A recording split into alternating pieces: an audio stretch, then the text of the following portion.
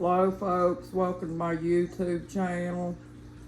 What you're seeing here folks is I've got a Java moss ball that I bought back about a couple weeks ago, and it's been sitting in it. I left it sitting down in the aquarium, for about the whole 3 weeks, and it didn't do anything. When I first bought it, the leaves on it was brown looking, and they come loose and stuck to the side of the package. And so I just left it down in there thinking that it would come to life or whatever, folks. But as you can see, it's still brown. So what I'm doing is I've got it in this bowl here, folks, because I took it apart. It was in a bowl, and I didn't want it to make a mess out of my aquarium. So I put it in this bowl, and I've been setting it up in the windowsill, seeing if it'll come back.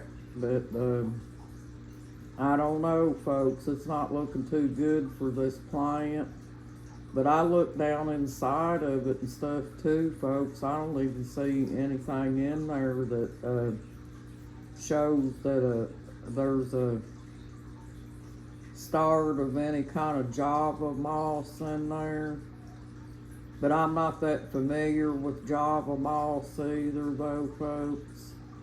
And I've never had a plant like this before, so I don't know that much about it. But I'm just going to leave it in here and see if it'll turn green. And in this bowl, that way it won't make the mess in my aquarium. And see if it'll come back.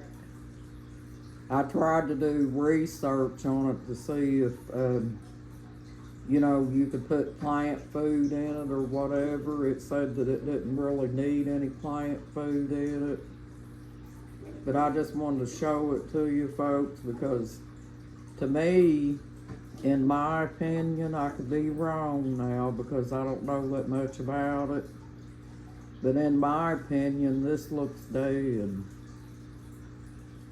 So if that's the case, then I paid $10 for just a ball of gravel and straw looking stuff.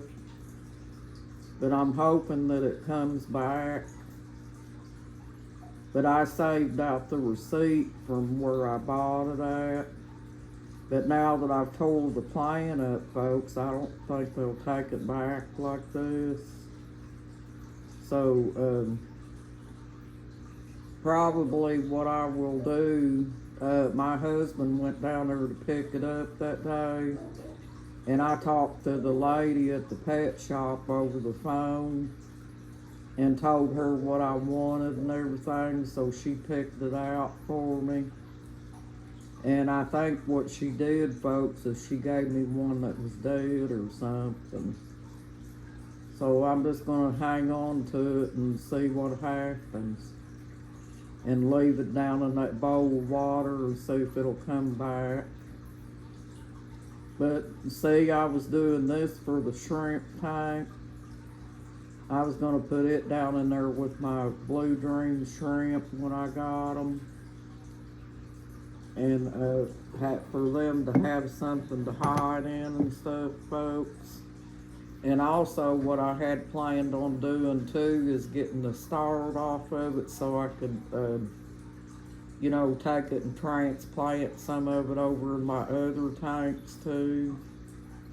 Because now that I got my 10-gallon tank, that makes me having 3 fish tanks of all different sizes, because I got the 40-gallon and the 20-gallon and then my 10-gallon tank. But I was kind of hoping that this would, come to life and be bushy in the tank so my shrimp would have something to hide in. But my husband said that he's probably going to let me go to the pet shop and buy me something, you know, like a piece of driftwood or something like that, because I told him I was going to take plants and put them up on that and decorate the driftwood for them. But then he turned around and said that he's going to try to find me a piece of wood somewhere.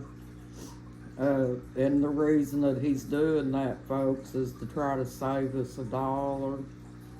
You know, because sometimes that driftwood is expensive for the fish.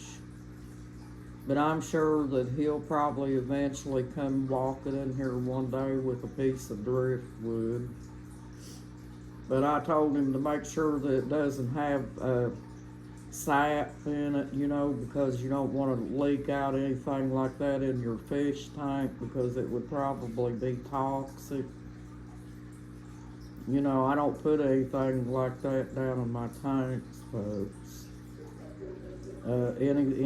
You can't just go out and get just any kind of wood for a fish tank, because it's not good for the fish. But, you know, shrimp do like to have at least a little wood in their tank too, because there's something in that wood that helps them. And what these people done, folks, when they sold this Java plant, all they did was take just regular gravel from outside, as you can see right here, in the over there next to where the strawy looking stuff is, and they just rolled it up in a ball. And I think how they killed it, folks, is they wrapped it so tight with that string that they had the string wrapped all around it. It didn't even have no chance to come through. So they choked the plant out, folks. I'm hoping, if you guys can see down there on the left-hand side, see the two little black dots down on the bottom down there? I'm hoping that maybe that's the piece that's supposed to come back. And so that's why I took it and set it up in the window. I'm going to wait and see if maybe that might be what it is, and see if it'll bush back out. But I guess you guys can hear my gander out there. He's been going on like that since early this morning. As soon as I got up and flipped the light on, he started honking, folks. Because he knows that I'm in the house here, and he knows I can hear him. But he goes on like that, and I think what he's upset about is I got the eggs from my female goose. Because as you know, I don't want no more goslings. So what I do is every time she lays a bunch of eggs, I just go down there and get them so she can't hatch them. And my gander's upset over that. But yeah, I just wanted to share this with you about the Java mothball, folks, and let you know that if you get one and it's brown like this, it's probably because they've got the string tied up too tight on it where it can't grow. Because, I mean, they had that string wrapped all around it and had it wrapped real tight.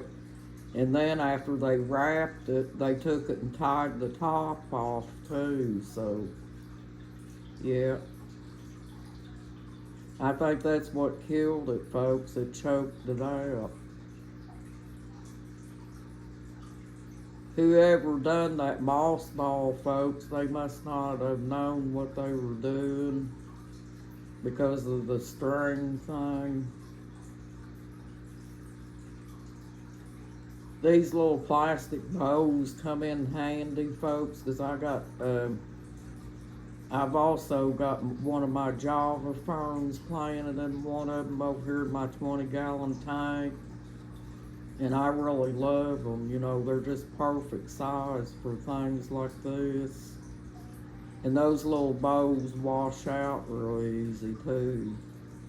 Most of the time, I just put them in a sink full of dishwater and wash them out real good, and then put them in the dishwasher and redo them again, and it gets them real clean. But I'm excited, folks. I can't wait for my shrimp to get here. And we'll get on here one day when they come in, folks, and do some videos on them. And I'll let you guys see them and stuff.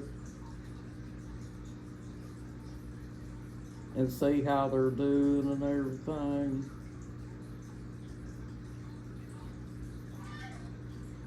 Now I got to make sure that these snails that I've got in here, I got to make sure that they're all gone. I put one or two in the tank, in my big tank over there yesterday.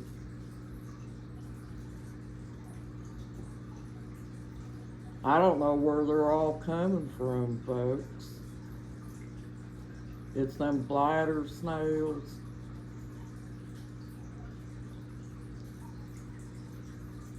But I wanted to get on here and share this with you about the Java moss ball. And I'll keep you guys updated on it and let you know how it's doing and everything.